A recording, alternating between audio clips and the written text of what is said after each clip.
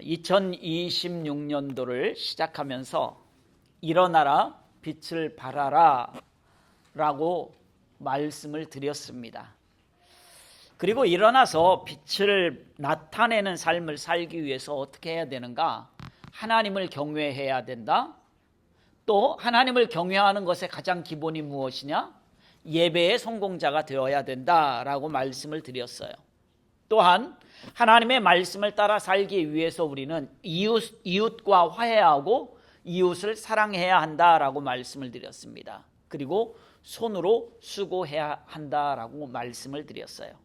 이렇게 말씀으로 일어나서 그리스도의 빛을 나타내는 믿음의 성도는 어떻게 해야 되는가? 주저앉아 있으면 안 되고 일어나서 앞을 향해 나가는 성도가 되어야 한다라고 지난주에 말씀을 드렸습니다. 앞을 향해서 나아가기 위해서 우리는 어떻게 해야 되는가? 잠시 있는 고난을 견딜 수 있어야 하고 우선순위가 어디에 있는지 우리의 올바른 우선순위를 가져야 한다라고 말씀을 드렸어요. 그리고 뒤를 돌아보면 안 된다. 뒤를 돌아보는 것이 아니라 뒤는 우리에게 거울로 삼아야 되는 것이지 돌아보고 주저앉아 있어서는 안 된다. 주저하지 말고 앞을 향해서 나아가야 한다라고 말씀을 드렸어요. 바로 이러한 믿음의 삶을 사는 성도가 믿음으로 일어나서 그리스도의 빛을 나타내는 성도라고 지난주까지 말씀을 드렸습니다. 벌써 2026년도 한 달이 지나가고 있어요. 2026년도 한 해 우리가 믿음으로 일어나서 그리스도의 빛을 나타낼 수 있기 위해서 오늘은 어떻게 해야 되는가? 주님께 쓰임받는 성도가 좀 되어야 되겠다라는 거예요. 오늘 본문 말씀은요, 예수님께서 4명의 제자를 부르는 장면이 나옵니다. 말씀을 아시는 분들은, 성경을 아시는 분들은 뭐 금방 이해가 될 거예요. 아실 거예요. 이 4사람은 누구인가? 베드로와 그의 형제 안드레, 야고보와 그의 형제 요한, 이렇게 4사람이에요. 이 4명의 어부를 쓰시기 위해서 예수님께서 부르시는 장면이 오늘 본문 말씀의 내용이에요. 그러면 왜 예수님께서 이 사람들을 제자로 부르셨을까요? 그런 궁금증을 한번 가져보시지 않았을까요? 그들은 어부입니다. 사회적인 지위, 신분, 지위 별로 높지 않아요. 재산이 많았거나 지식이 많았다고도 볼 수가 없습니다. 또 베드로 같은 경우를 보세요. 성격이 온화합니까? 성격이 좋은 편이었어요? 아닙니다. 성격도 흔히 하는 말로 지랄 맞았어요. 그럼에도 불구하고 예수님은 그들을 제자로 부르셨다라는 거예요. 우리가 찬양팀 예배 시작하면서 찬양팀 하잖아요.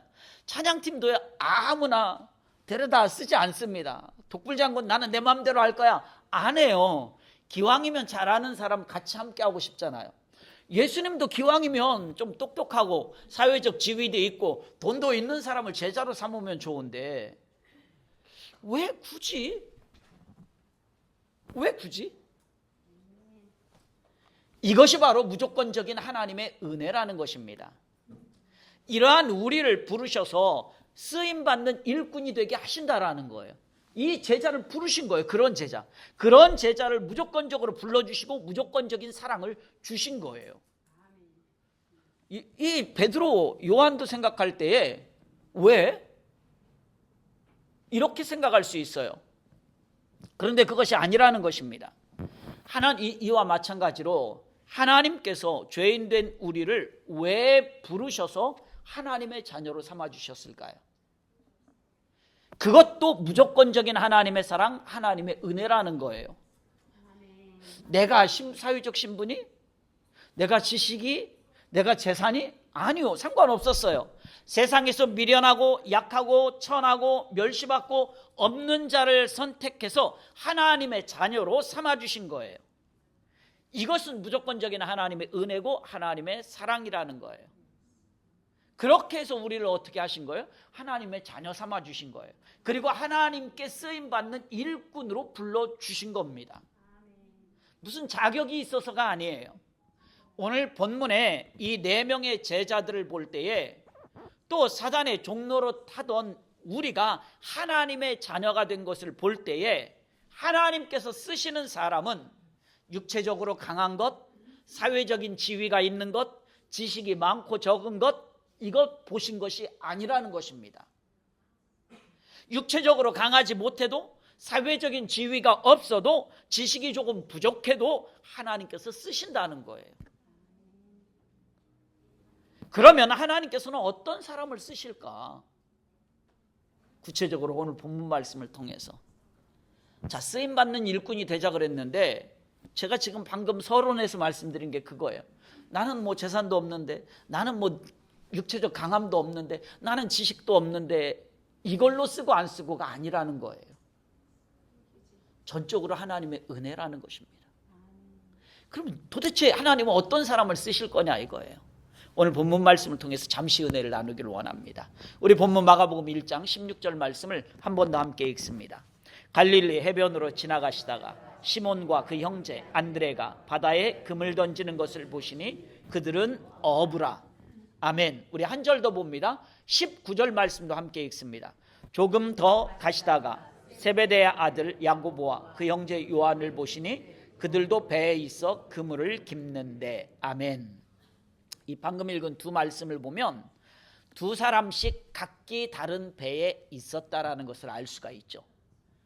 베드로와 안드레가 있었고 그물 던지는 걸 보고 조금 더 가다 보니까 또 배가 있어.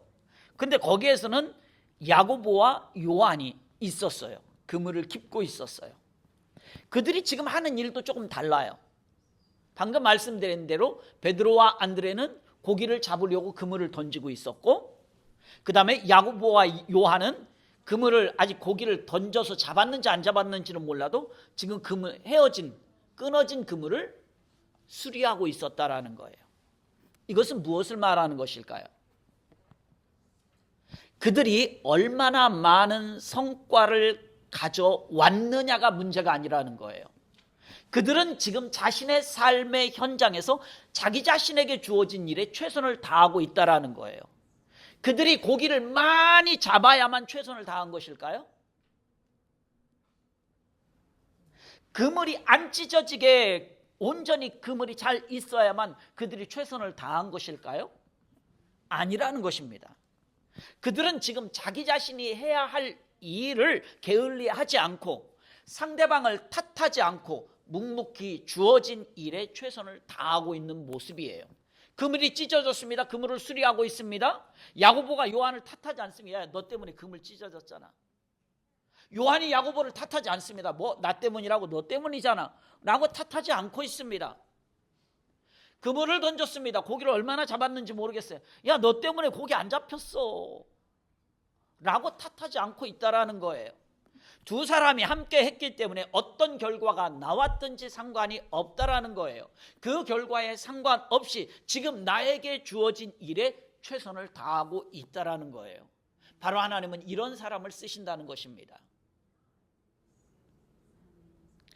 달란트의 비유를 우리 잘 알고 있잖아요. 5달란트 받은 종과 2달란트 받은 종은 주인으로부터 똑같은 상을 받습니다. 똑같이 착하고 충성된 종이라고 칭찬을 받아요.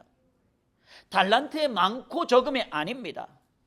나에게 주어진 일에 최선을 다했을 때에 주님께서 칭찬하시는 거예요. 이처럼 우리도 믿음으로 일어나서 그리스도의 빛을 나타내기 위해서 나에게 주어진 일에 최선을 다할 수 있기를 소원합니다. 그래서 여러분들이 무슨 일을 할 때 무엇인가 큰 업적을 남겨야 되고 큰 열매를 맺어야만 최선을 다했다, 하나님이 기뻐하시겠다, 아니에요. 여러분에게 맡겨진 일에 있어서 그냥 그 자리에서 묵묵히 최선을 다하면 되는 거예요. 예전에 어떤 권사님이 저한테 와서 그 얘기를 했어요. 우리 교회 교인이 아닙니다. 우리 교회에서 있었던 일이 아니에요. 그런 거, 아니 목사님 뭐 교회가 뭐 성도가 별로 없네요. 목사님 전도 안 해요? 제가 그 소리 듣고요, 그때는 마음이 한쪽이 탁 무너졌어. 속으로는 그런 권사님은 왜 전도 안 해요? 라고 말하고 싶었지만 내가 말은 못했어요. 요즘 고민이 제가 좀 있어요. 고민이. 이건 뭐 여러분들에 대한 고민이 아니고요, 교회에 대한 고민이 아니라 목회적인 고민이 있어요. 옛날에는요, 제가 그랬거든요. 20대 때는 나는 내가 마음만 먹으면 이 세상에 그 어떤 일도 다 할 수 있다. 나는 저 사막에 가서 십자가를 꽂으면 교회를 할 수 있다. 나는 저 아프리카 밀림에 들어가도 아프리카가 아니죠. 아마존 밀림에 들어가도 나는 십자가를 꽂을 수 있다라는 이 자신감 뿜뿜 자신감 충만했는데 요즘은요, 이게 흔히 하는 말로 머리가 안 돌아가요. 그래서 요즘 젊은 목사님들 하시는 거 보면 너무 막 잘해요. 교회가 크게 성장해서 잘한다는 게 아니에요, 절대. 정말 너무 잘해요. 이 목회자로서, 목사로서 볼 때. 그런 모습을 보면 나는 막 그냥 걸어가고 있는 것 같아요. 그 젊은 목사님들은 막 뛰어가고 있는데 나는 뭐 걸어가고 있는 것 같아요.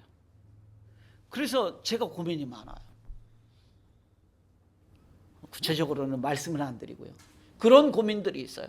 그런데 한편으로는 또 어떤 분이 또 위로를 하시기를, 목사님은 목사님 발걸음으로 그냥 묵묵히 잘 가고 있습니다. 또 그러더라고요. 또 그게 또 위로가 되기는 해.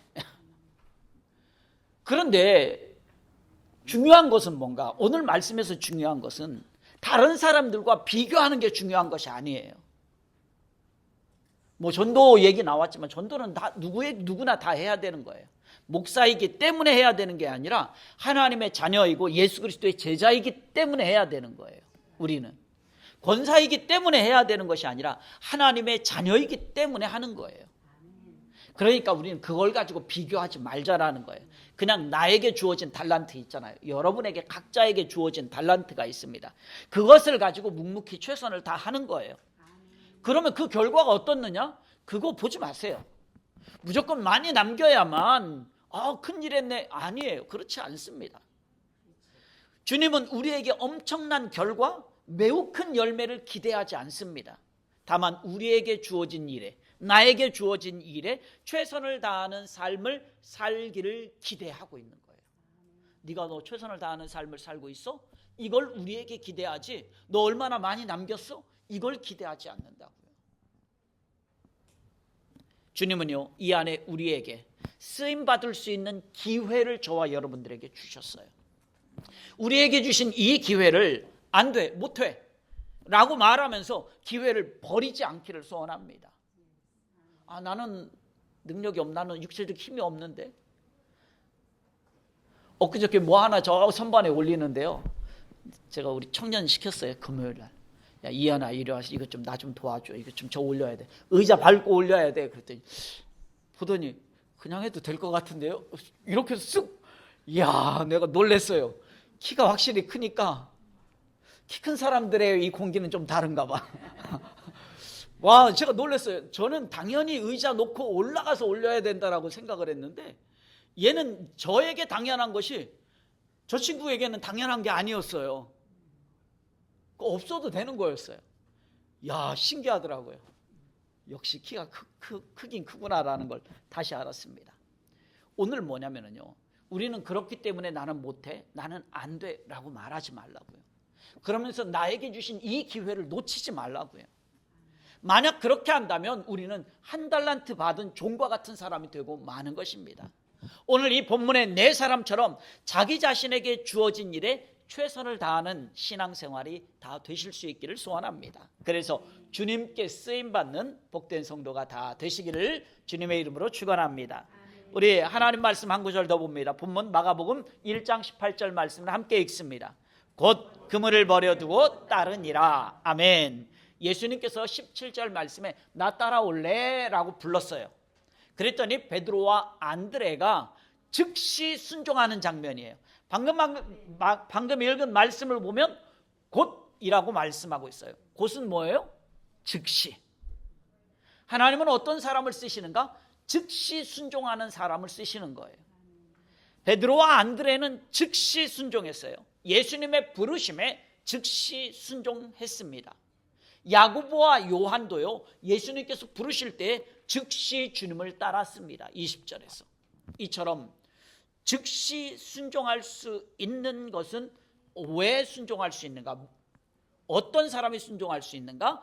온전한 믿음이 있는 사람이 순종할 수 있어요. 믿지 못하는데 어떻게 순종할 수 있습니까? 그렇지 못합니다.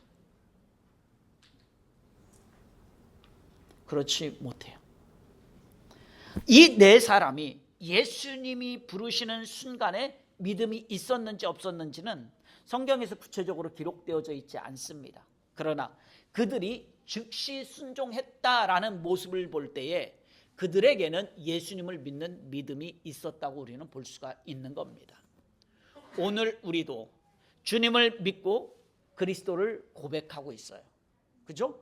예수님을 나의 주라고 우리 고백하고 있잖아요. 그런 우리에게도 즉시 순종이 있어야 한다라는 거예요. 당연히 있어야 합니다. 그런데 입술로는 믿는다고 말하면서 순종하지 않는 것은 믿는 것이 아니에요. 말로만 믿는다고 하는 것이지 그가 진심으로 그의 영혼이 온전히 믿는 것이 아니에요. 애기들은요, 애기 때 아마 2살, 3살 때쯤에는요, 이런 테이블에 올려놓고, 자, 이리 와. 저기도 아이가 있네요. 이리 와 하고 그러면 펄쩍 뛰어서 안겨요. 근데 이 아이가 조금만 커서요, 7, 8살만 되잖아요. 탁 올라가서 이리 와, 받아줄게. 망설입니다. 왜 망설이는가? 우리 아빠가 나를 받아줄 수 있을까? 의심이 들기 시작하는 거예요. 내가 좀 컸는데 우리 아빠 힘이 될까? 이렇단 말이에요. 그러면 행동을 못해요. 순종하지 못한다는 거예요. 2살, 3살 때는요, 그런 생각이 없어요. 그러니까 엄마 아빠가 눈에 보이니까 다른 주변이 하나도 안 보이고 보이는 그것만 보고 가는 거예요. 그게 즉시 순종이에요. 오늘 우리가 예수님을 믿을 때 순종할 수 있어요. 말로는 주님, 내가 주님 믿습니다 하고 그 다음 순종은 안 해요. 말로만. 이건 믿는 게 아니라는 거예요. 온전히 믿는 사람이 순종할 수 있어요. 믿지 못하면 순종할 수가 없습니다. 그렇기 때문에 오늘 우리 모두 온전한 믿음을 좀 소유할 수 있기를 소원합니다. 그래서 주님 말씀에 즉시 순종할 수 있기를 소원합니다. 하나님은요, 바로 이런 사람을 쓰셔요.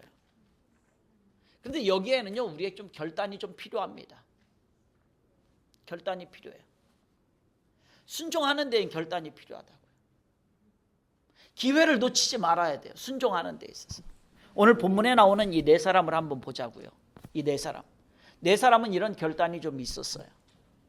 자, 배를 탔다라는 것은 이들이 배는 뭐예요? 그들에게 있어서 생계수단이에요. 먹고 살아야 되는 거예요. 오늘날로 말하면 내 직업이라 이거죠. 메인 잡이에요. 이것을 버리는 결단이 있었어야 됐다라는 거예요. 대표적으로 베드로는요, 아내도 있었습니다. 그렇죠? 그런 베드로가 예수님이 나를 따라와 라고 했을 때에 즉시 순종했어요. 그는 아내도 자식도 부모도 챙겼어야 된단 말이에요. 우리 가족들 어떻게 하지 그러면? 잠깐만, 내가 우리 가족을 좀 생각해 봐야 되는데, 내가 고기 잡는 일 그만두면 우리 가족 뭐 먹고 살지? 우리 가족들은 어떻게 되지? 라는 생각이 안 들었겠느냐라는 거예요. 그냥 나를 따르라 그러니까 네 하고, 우리는 성경 그냥 글자 문자만 보니까 그렇지 우리의 상상력을 조금만 동원해 보시라고요. 이게 즉시 순종할 수 있을까요? 솔직히 힘든 일입니다. 결단하기가 어려운 일입니다. 그런데 그들은 결단했어요. 그물을 버려두고 예수님을 따라갑니다. 그리고 믿음으로 그 다음 일은 하나님께 맡기는 거예요. 그 다음에 맡기는 거예요, 하나님께. 지난주에 말씀드렸듯이 난 그래도 우리 아버지 장례 좀 치르고 오고, 아니 이런 거 아니에요. 믿음으로 맡기는 거예요, 그 다음 일은. 바로 이러한 결단을 이 네 사람은 제자로 부르시고 그들을 사용하실 때 이 네 사람은 그러한 결단을 했다라는 거예요. 그렇게 즉시 순종을 했다라는 것입니다. 오늘 우리도요, 믿음으로 일어나서 그리스도의 빛을 나타내는 믿음의 성도가 되기를 소원합니다. 그래서 주님께 쓰임받는 성도가 다 될 수 있기를 소원합니다. 특별히 오늘 나에게 주어진 직분, 또 나에게 맡겨진 사역이 있다라고 한다면 즉시 순종하는 결단이 있기를 소원합니다. 나에게 맡겨진 것, 그것이 있다면. 물론 우리는요, 순간적으로 여러 가지 생각을 할 수가 있어요. 여기 있는 저도 마찬가지예요. 내가 이 일을 잘 해낼 수 있을까? 나에게 맡겨진 직분을 내가 감당하기에는 내가 너무 부족한 것 아닌가? 아까도 제가 그런 말씀 드렸잖아요. 젊은 목사님들은 막 달려가는데 저 혼자 걸어가고 있는 것처럼. 저도 그런 생각해요. 나는 몸도 약한데, 그리고 나는 뭐 돈도 없는데 하면서 주저앉아 있을 수가 있어요. 주저할 수가 있다라는 거예요. 그렇기 때문에 오늘 우리에게 믿음의 결단, 즉 즉시 순종이 좀 필요하다라는 거예요. 하나님은 이러한 결단을 통해서 순종하는 믿음의 사람을 쓰십니다. 주님께서 쓰시는 사람이에요. 마지막으로 하나 더 말씀을 드립니다. 우리 본문 마가복음 1장 20절 말씀을 함께 읽어봅니다. 곧 부르시니 그 아버지 세베대를 품꾼들과 함께 배에 버려두고 예수를 따라가니라. 아멘. 마지막으로 어떤 사람을 하나님은 쓰시는가? 우리 주님은 쓰시는가? 내려놓는 사람을 쓰셔요. 내려놓는 사람. 예수님께서 나를 따라오라라고 부르신 이 네 사람은요, 그물과 배를 버려두고 예수님을 따라갔습니다.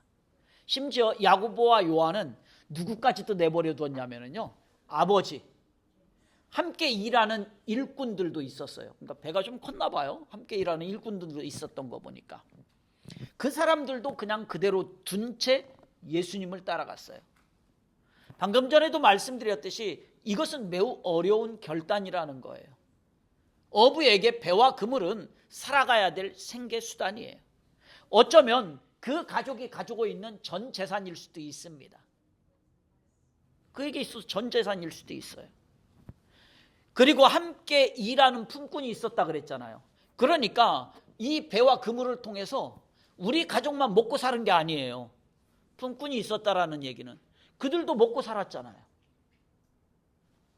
그럼에도 불구하고 다른 사람의 생계도 책임지는 것이 바로 이 배와 그물이었다라는 거예요. 이렇게 중요하고 전부인 것을 그대로 두고 예수님을 따라간다라는 건 정말 힘든 일이죠. 그런데 그들은 그렇게 했어요. 그리고 주님의 제자가 되었습니다.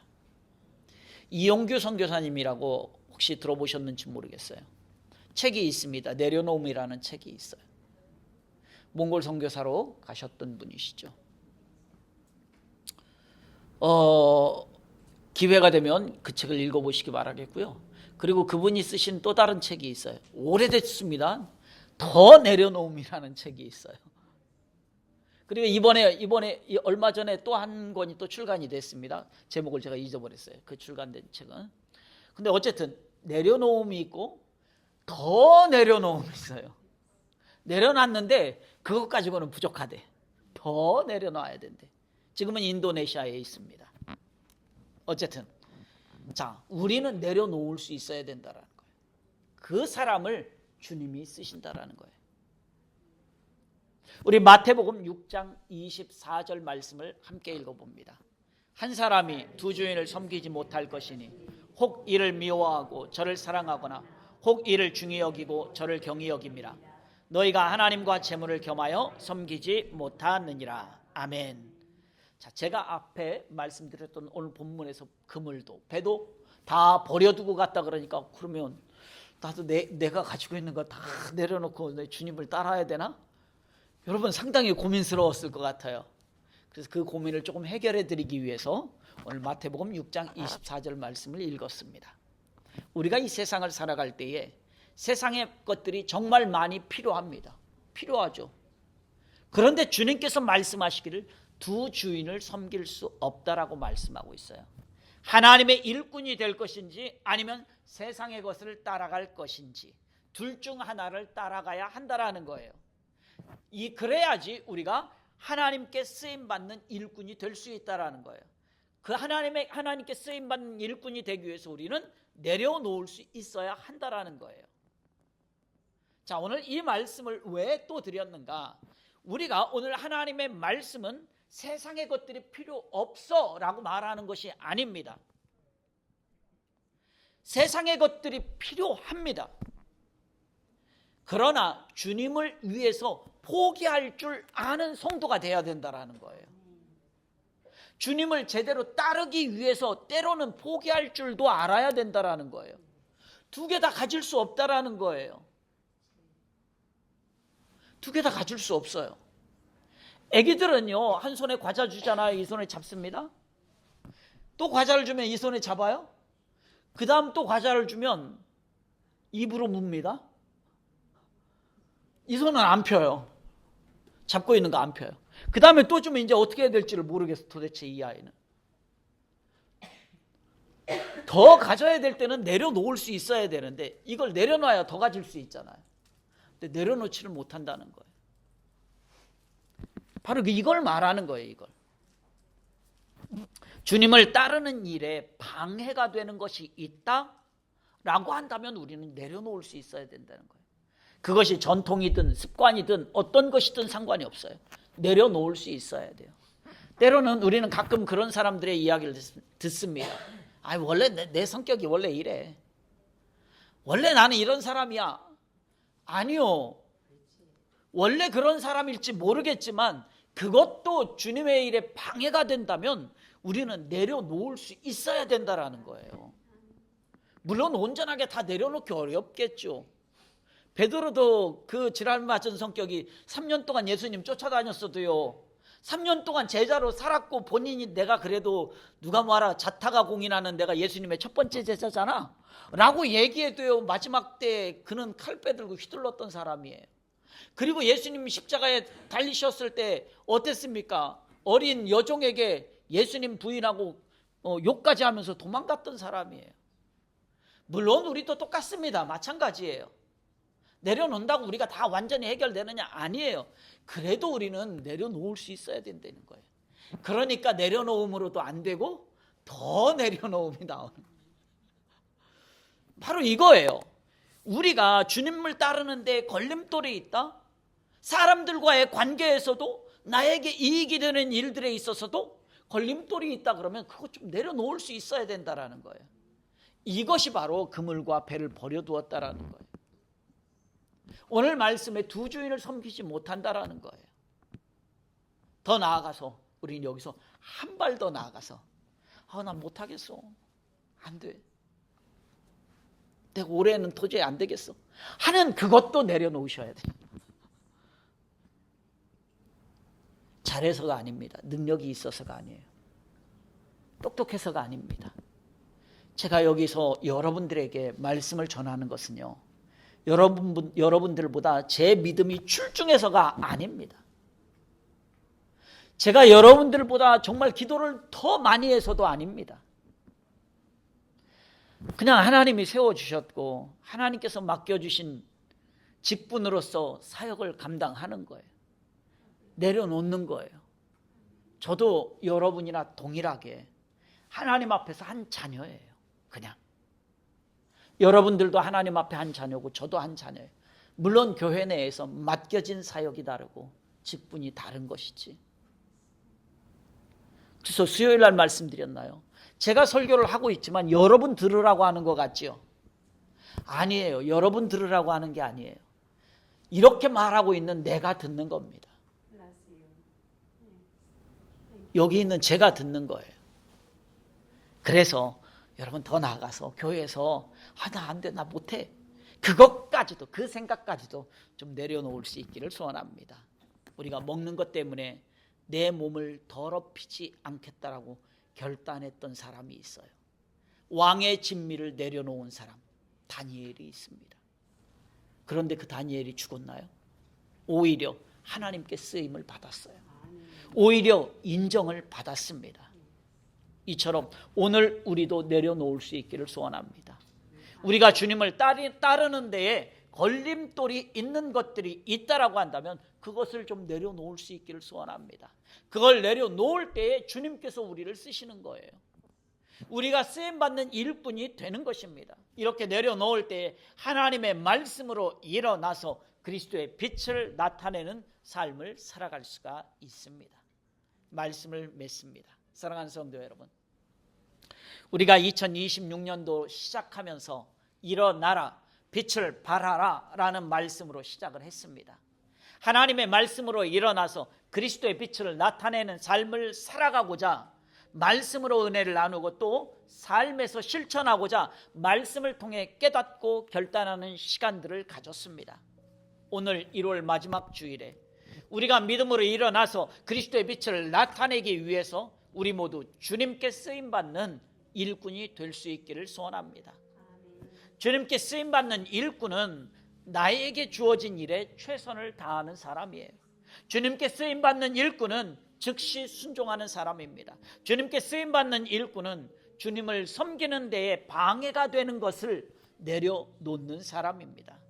이 한 주간도 주님께 쓰임받는 믿음의 성도가 되어서 믿음으로 일어나 그리스도의 빛을 나타내는 복된 삶이 될 수 있기를 주님의 이름으로 축원합니다.